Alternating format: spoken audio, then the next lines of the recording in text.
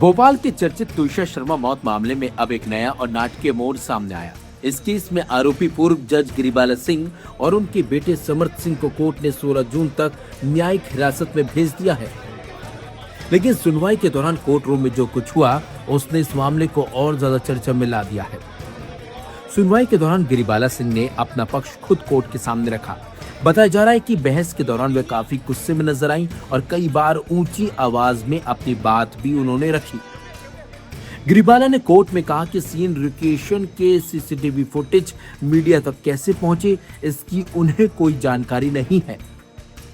उन्होंने इस पर भी आपत्ति जताई कि जांच से जुड़ी सामग्री मीडिया में लगातार दिखाई जा रही है। यही नहीं, गिरिबाला सिंह ने तुषार पक्ष के वकील अनुराग श्रीवास्तव पर भी गंभीर आरोप लगाए। उन्होंने दावा किया है कि अनुराग श्रीवास्तव ने उनके बेटे समर्थ सिंह को जबलपुर हाई कोर्ट में थप्पड़ मारा था। इस आरोप के सामने आते ही कोर्ट रूम का माहौल गर्म हो गया। गिरिबाला के आरोपों पर तुषार के वकील अनुराग श्रीवास्तव ने कड़ी प्रतिक्रिया दी। उन्होंने सवाल उठाते हुए कहा कि अगर ऐसा हुआ था तो उसकी शिकायत कहां दर्ज कराई गई। इस दौरान दोनों पक्षों के बीच तीखी बहस हुई और स्थिति इतनी तनावपूर्ण हो गई कि जज के सामने ही हाथापाई जैसी नौबत पैदा हो गई। सुनवाई के दौरान समर्थ सिंह को लेकर भी बहस हुई। अनुराग श्रीवास्तव ने आरोप लगाया कि 30,000 रुपए के इनामी आरोपी को जबलपुर के प्रिंसिपल डिस्ट्रिक्ट एंड सेशन जज के कमरे तक पहुंच कैसे मिली, इसकी जांच होनी चाहिए। वहीं समर्थ के वकील ने कहा कि किसी भी व्यक्ति को सुरक्षा की जरूरत होने पर शरण लेने का अधिकार है। गिरिबाला सिंह ने मीडिया ट्रायल का मुद्दा भी उठाया। उन्होंने कोर्ट में कहा कि जहां भी उन्हें ले जाया जाता है वहां मीडिया पहले से मौजूद रहती है। इससे उनकी निजता प्रभावित हो रही है और उनकी जान को भी खतरा है। उन्होंने मांग की है कि मीडिया ट्रायल पर रोक लगाई जाए। इसके अलावा गिरिबाला सिंह ने सोमवार को कराए गए सीन रिक्रिएशन पर भी सवाल उठाए। उन्होंने कहा कि जांच एजेंसी द्वारा रिकॉर्ड किए गए फुटेज मीडिया तक कैसे पहुंचे, इसकी जांच होनी चाहिए। उन्होंने ये भी शिकायत की है कि जब सीबीआई उन्हें घर लेकर गई तो घर से कुछ ही दूरी पहले वाहन रोक दिया गया और उन्हें पैदल ले जाया गया, जबकि गाड़ी सीधे घर के सामने लगाई जा सकती थी। वहीं सीबीआई ने कोर्ट को बताया कि फिलहाल वह न्यायिक रिमांड की मांग कर रही है। जरूरत पड़ने पर आगे पुलिस रिमांड भी मांगी जा सकती है।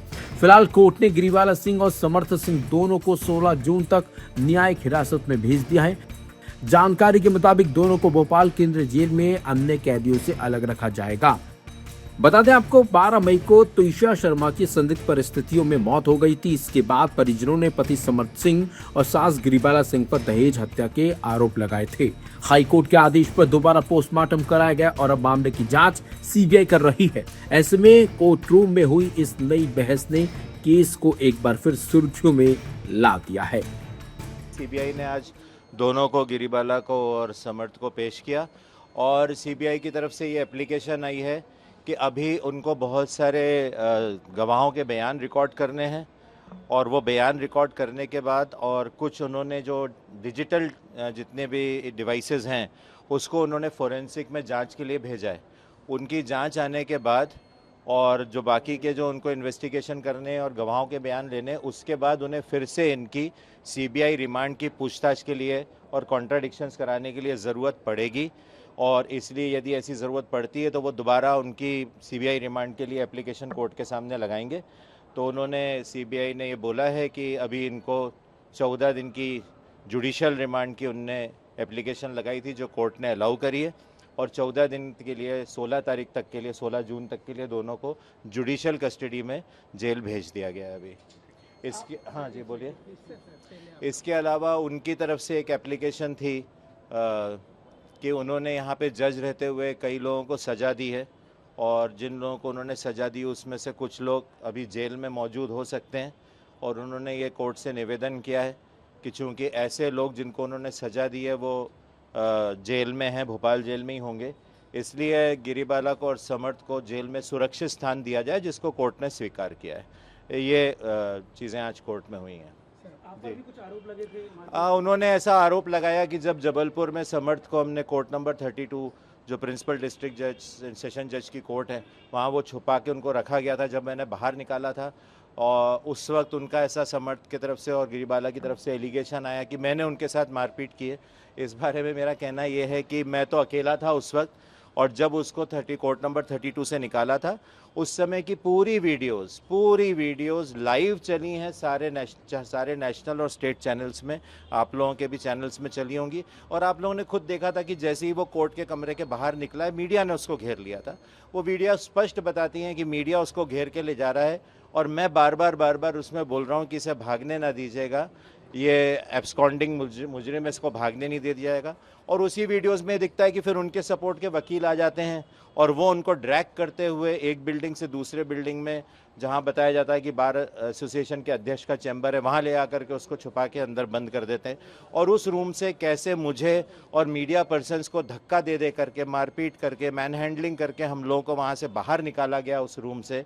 उनके समर्थक, चाहे वो वकील थे, चाहे वकील के ड्रेस में लोग रहे हों, क्योंकि वहाँ के वकीलों को, डिस्ट्रिक्ट कोर्ट के वकीलों को मैं बहुत ज़्यादा पहचानता नहीं हूँ, तो किस तरीके से हमको धक्का मार के वहाँ से निकाला गया है, ये चीज़ पूरे मीडिया में उसी दिन आई है, शाम को दिख रही है, लाइव चल रहा था वो। तो ये, और वो पूरे वीडियोज़ आप देख लीजिए कि मेरी और समर्थ में डिस्टेंस कितनी है, एक बात। दूसरा, मैंने कोर्ट से निवेदन किया कि पूरे डिस्ट्रिक्ट कोर्ट जबलपुर में सीसीटीवी कैमरे लगे होंगे, और डीजे साहब का जो कोर्ट रूम है जहाँ वो छुप कर बैठे थे, वहाँ भी सीसीटीवी कैमरे लगे होंगे। तो ऐसा अगर कुछ लगता है, वहाँ के सीसीटीवी कैमरे निकाल के जांच करा ले, और जो इनको उसमें मिलता है कुछ ऐसा कि मैंने मारपीट की, तो ज़रूर वो कार्रवाई करें, स्वतंत्र करने के लिए। देखिए क्या है, इस मैटर बहुत सेंसिटिव था, बहुत पावरफुल लोग हैं, बहुत पावरफुल लोग। आप सबको पहले दिन से मालूम है कि एफआईआर में 3 दिन का डिले हुआ, किस तरीके से सारी चीज़ें मैनेज की जा रही थी, परिवार कितना भटक रहा था एक दरवाजे से दूसरे दरवाजे। वो तो हमें सीबीआई के इन्वेस्टिगेशन का ऑर्डर स्टेट गवर्नमेंट की तरफ से मिला और सीबीआई को हैंडओवर हुआ।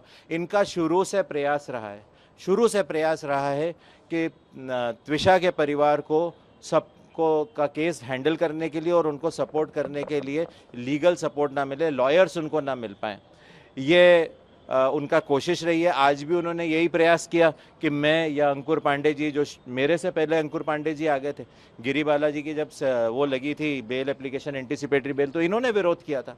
मैं तो उसके बाद से आया हूँ इस प्रकरण में, तो ये पहले से आ गए थे, मैं साथ में हूँ, और अब हम सब डील कर रहे हैं, यहाँ से लेके सुप्रीम कोर्ट, हाई कोर्ट तक हमने मैटर डील किया है। तो वो किसी भी तरीके से अनर्गल आरोप लगा करके, झूठे आरोप लगा करके इस तरह का दबाव हम पर बनाना चाहते हैं कि हम ऐसे उनके स्टेटमेंट्स में आकर के शायद परिवार का समर्थन, त्विषा के परिवार का समर्थन करना छोड़ दें या उनके केस लेना छोड़ दें। तो मैं सिर्फ एक चीज़ कहूँगा कि इस मुगालते में वो ना रहे, उन्हें जो आरोप लगाना है सहर्ष लगाएं, हर आरोप का जवाब हमारे पास है।